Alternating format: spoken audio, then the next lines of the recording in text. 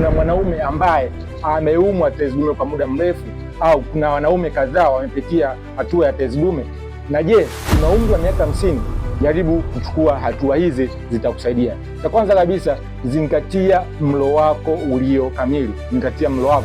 Kusema mlo kamili, namaanisha epuka vyakula vya sukari. Sawa, kama kwenye familia yenu kuna mtu amepitia tezi dume, epuka vyakula vya sukari, epuka vyakula vya chips. Sawa, epuka vyakula vya chips. Maana yake vyakula vya kukaanga, na maanisha iwe nyama, iwe chips, iwe mayai. Pia epuka sana ngono zembe. Sawa. Pia kama unahisi dalili ya miwasho ya mara kwa mara, kama unahisi mkojo kubaki baada ya kukojoa, chukua hatua mapema. Huenda ndio tezi dume inaanza kukuathiri. Pia